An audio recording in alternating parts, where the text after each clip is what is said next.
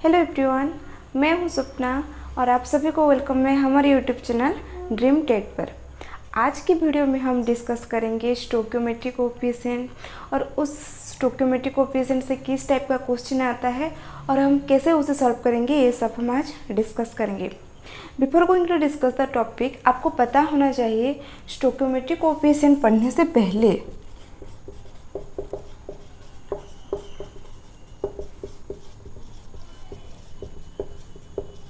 आपको ये पता होना चाहिए कि कोई भी रिएक्शन को हम कैसे लिखते हैं, मतलब बैलेंस्ड केमिकल रिएक्शन हम कैसे लिखते हैं। मैं इसका एक लेक्चर बनाऊंगी कैसे हम केमिकल रिएक्शन को बैलेंस्ड करते हैं, और ये जानना बहुत ज़रूरी होता है। जब हम स्टोइकियोमेट्रिक कोएफिशिएंट का क्वेश्चन जब देखेंगे तो पता चल जाएगा कि बैलेंस्ड केमिकल रिएक्शन कितना इम्पोर्टेंट होता है, क्योंकि उस जो कोएफिशिएंट होता है रिएक्टेंट प्रोडक्ट के सामने, वो हमको क्या बोलता है, जैसे कि a+2b गिव्स c। ये मान लो ये एक बैलेंस्ड इक्वेशन है। तो अब हम क्या पता चलता है बैलेंस्ड केमिकल रिएक्शन से, ये जो कोएफिशिएंट है, a के सामने 1 कोएफिशिएंट है, b के सामने 2 कोएफिशिएंट है और c के सामने 1 कोएफिशिएंट है। Let it is a balanced chemical reactions. तो इस बैलेंस्ड केमिकल इक्वेशन से हमें क्या पता चल रहा है, जब केमिकल रिएक्शन में ए पार्टिसिपेट करेगा तो कितना मोल ऑफ ए पार्टिसिपेट करेगा, इसमें 1 मोल ऑफ ए पार्टिसिपेट करेगा।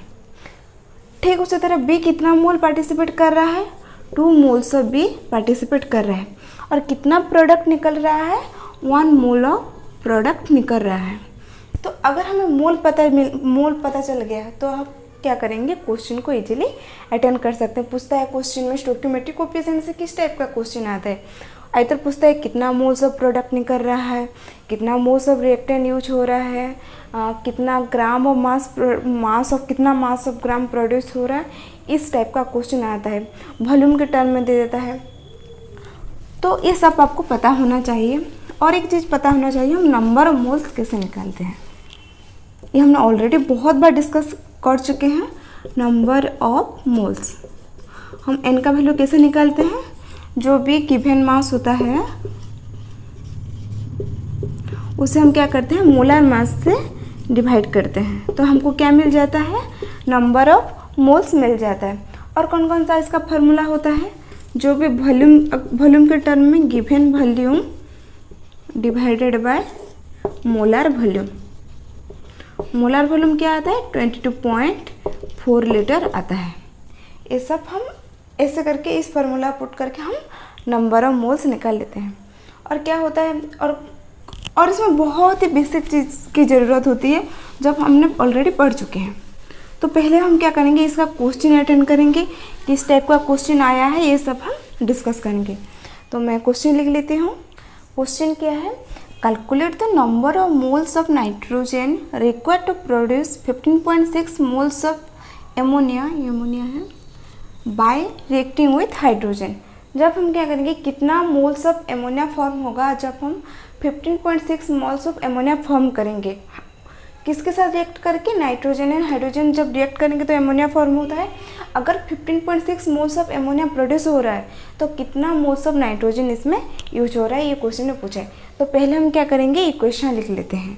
इक्वेशन क्या होता है, जब नाइट्रोजन एंड हाइड्रोजन फॉर्म हो रहा है, क्या निकल रहा है, उसमें एमोनिया निकल रहा है। ओके, एमोनिया निकल रहा है। अब हम क्या करेंगे, इक्वेशन को बैलेंस्ड कर देंगे। 2 नाइट्रोजन है, इसमें हम 2 पुट कर दे रही हूँ, कितना हो गया, 6 हाइड्रोजन 3s2।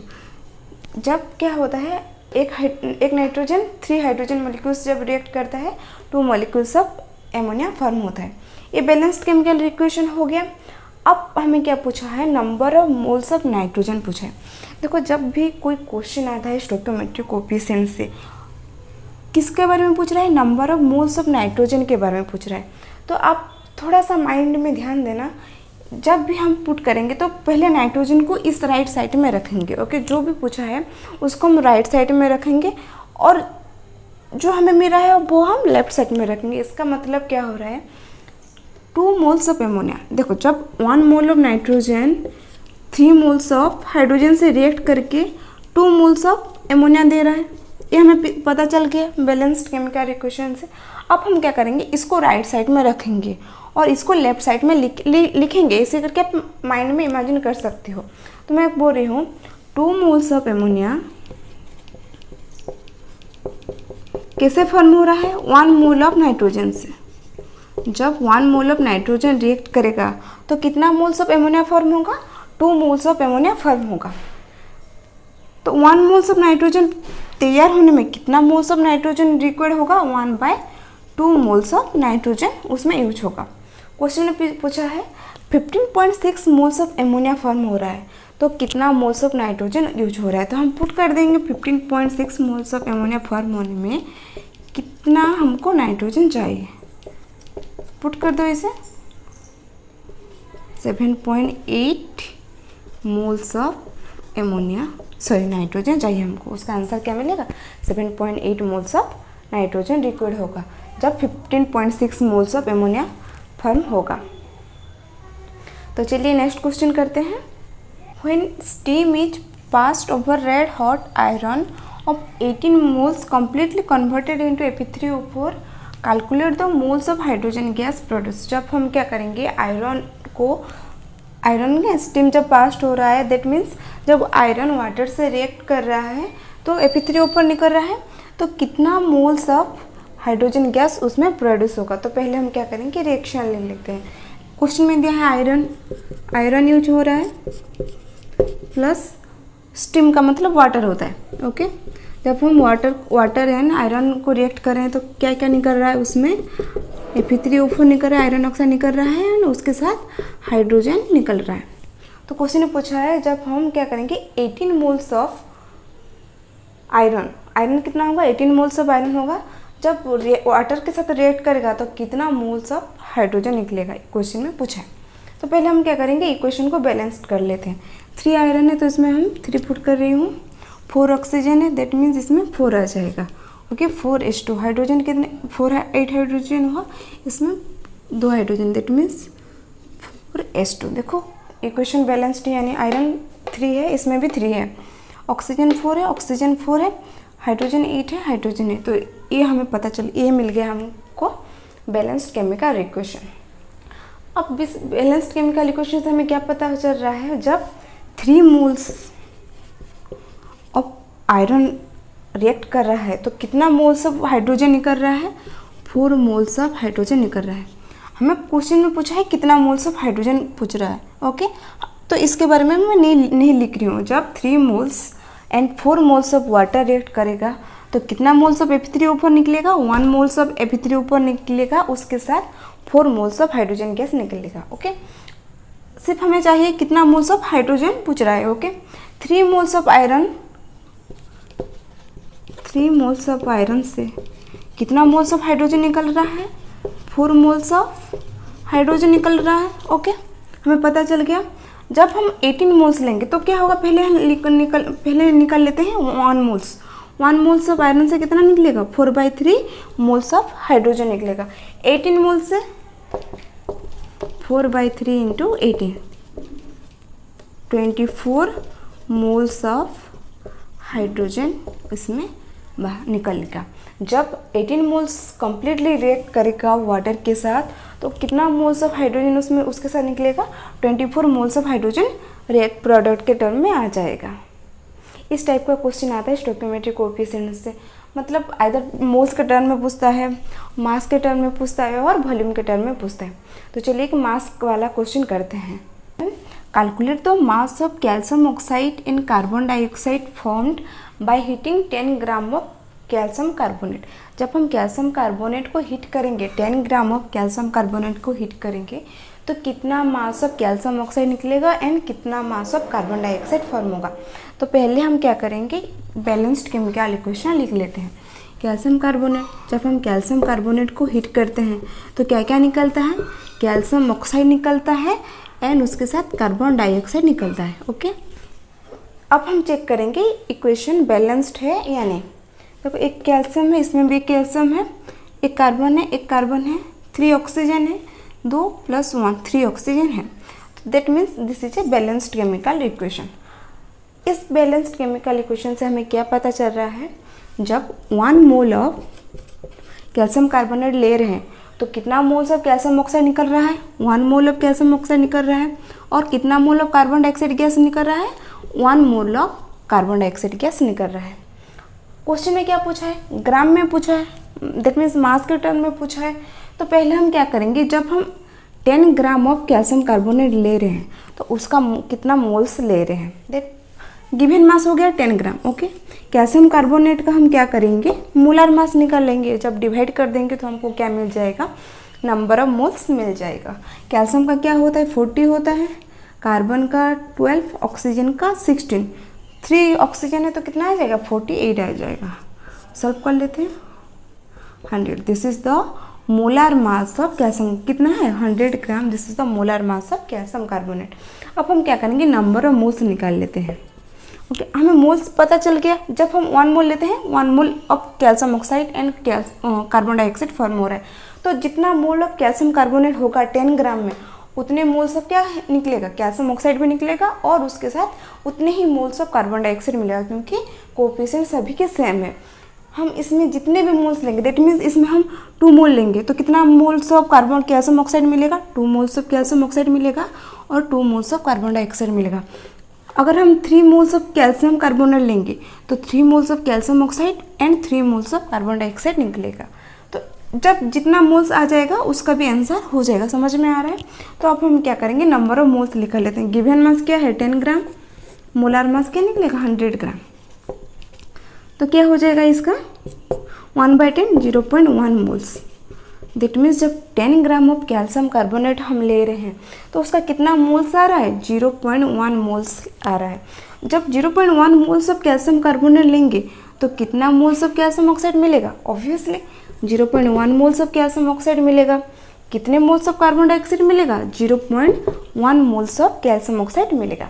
हमें मोल पता चल गया, एन का वैल्यू मिल गया, किसका, कैल्शियम ऑक्साइड का मिल गया एंड कार्बन डाइऑक्साइड का मिल गया। अब हम क्या करेंगे, मास निकाल लेंगे। मास के टर्म में पूछा है, एन इक्वल टू कितना मिला 0.1, एन इक्वल टू 0.1। अब हम क्या करेंगे, इसका मोलर मास निकाल लेते हैं।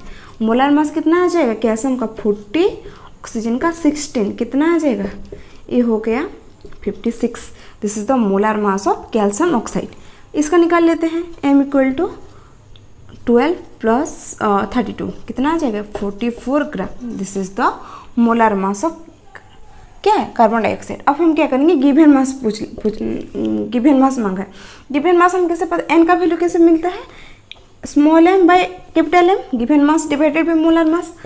मास कैसे मिलेगा, N into M, N into M कर देंगे, दैट मीन्स कितना आ जाएगा 56 इंटू 0.1, कितना आ जाएगा 5.6 ग्राम। इसमें m कितना आ जाएगा, n into M 0.1 into 44 gram, कितना आ जाएगा 4.4 ग्राम। तो कितना mass of calcium oxide and carbon dioxide मिल रहा है, 5.6 ग्राम ऑफ कैल्शियम ऑक्साइड मिल रहा है, 4.4 ग्राम ऑफ कार्बन डाइऑक्साइड मिल रहा है। आई होप आपको समझ में आ गया होगा।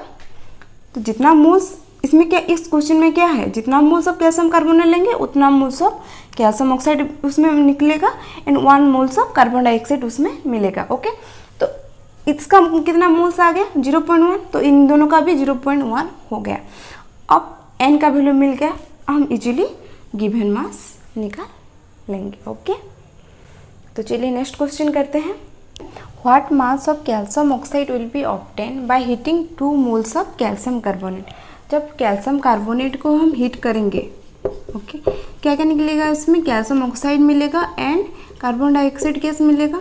इक्वेशन बैलेंस्ड है, एक कैल्शियम है, एक कैल्शियम है, एक कार्बन है, एक कार्बन है, 3 ऑक्सीजन है, 3 ऑक्सीजन। इक्वेशन क्या है, बैलेंस्ड है। तो क्या पूछ रहे हैं, जब 2 मोल्स ऑफ कैल्शियम कार्बोनेट लेंगे तो कितना मास ऑफ कैल्शियम ऑक्साइड उसमें मिलेगा। ओके, देखो जब हम 1 मोल्स ऑफ कैल्शियम कार्बोनेट लेते हैं तो कितना मोल ऑफ कैल्शियम ऑक्साइड मिल रहा है, 1 मोल ऑफ कैल्शियम ऑक्साइड मिल रहा है। जब 2 मोल्स ऑफ कैल्शियम कार्बोनेट लेंगे तो कितना मोल ऑफ कैल्शियम ऑक्साइड मिलेगा, 2 मोल ऑफ कैल्शियम ऑक्साइड मिलेगा, क्योंकि इसका कोएफिशिएंट सेम है। दैट मीन्स इसमें जितना मोल्स लेंगे उतना मोल्स ऑफ कैल्शियम ऑक्साइड उसमें मिलेगा। तो 2 मोल्स ऑफ कैल्शियम कार्बोनेट जब लेंगे 2 मोल्स ऑफ कैल्शियम ऑक्साइड मिलेगा। तो किस टर्म में पूछा है, मास के टर्म में पूछा है। तो हम मास n मिल गया, n का वैल्यू कितना मिला, 2 मिला। अब हम क्या करेंगे, m निकाल लेंगे, कितना मास इसमें है। ओके, n इक्वल टू क्या होता है, small m by capital M, given mass divided by molar mass. हमें गिवन मास चाहिए, गिवन मास का कैसे क्या करेंगे, n इंटू m कर देंगे, तो हमको क्या मिल जाएगा, स्मॉल m मिल जाएगा। इसका मोलर मास क्या है, कैल्शियम का 40, ऑक्सीजन का 56 gram. This is the molar mass of calcium oxide. हम m का वैल्यू कैसे निकालेंगे, 2 इंटू 56 ग्राम। तो कितना मास ऑफ कैल्शियम ऑक्साइड इसमें प्रोड्यूस होगा, 112 ग्राम ऑफ कैल्शियम ऑक्साइड उसमें मिलेगा।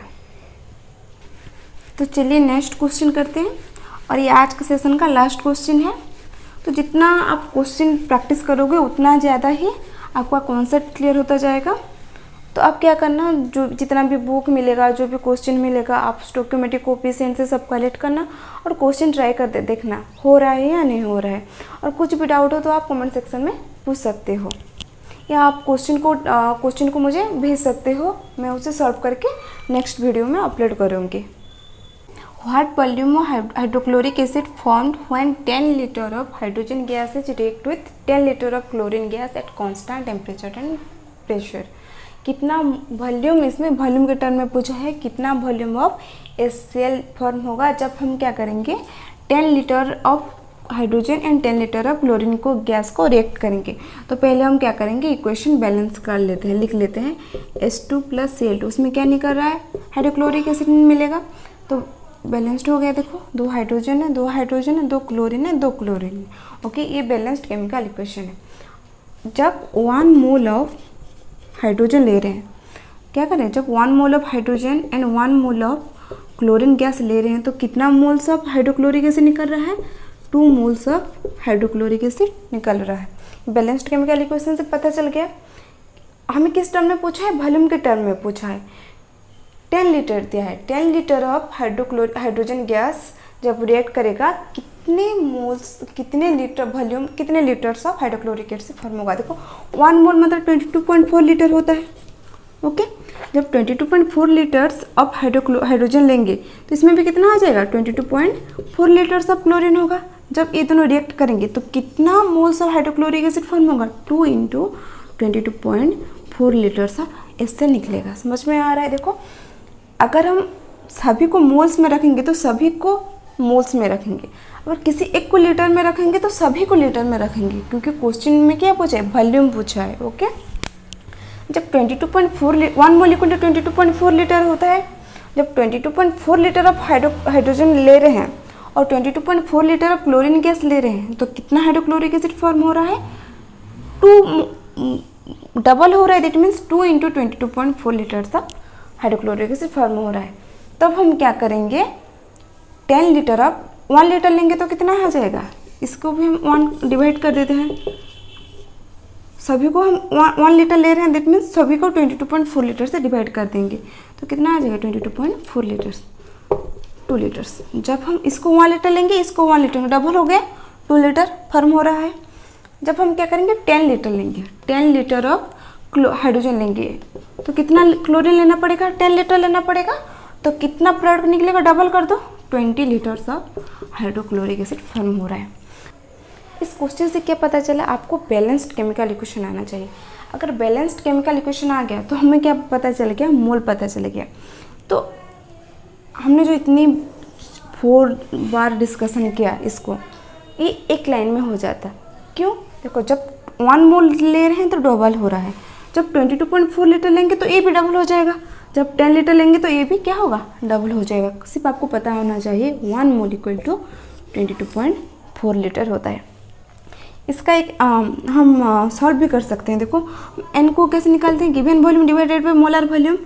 हमको भी नहीं पता है, स्मॉल भी, और कैपिटल भी पता है। कैपिटल भी हमसे क्या होता है, 22.4 लीटर होता है।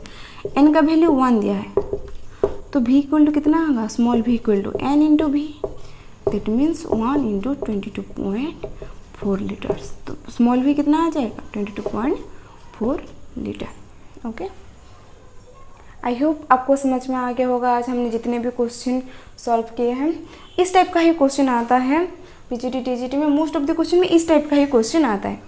So thanks for watching. Don't forget to like share and subscribe for YouTube channel. कोई भी डाउट हो तो आप कमेंट सेक्शन में पूछ सकते हो। Till then keep learning.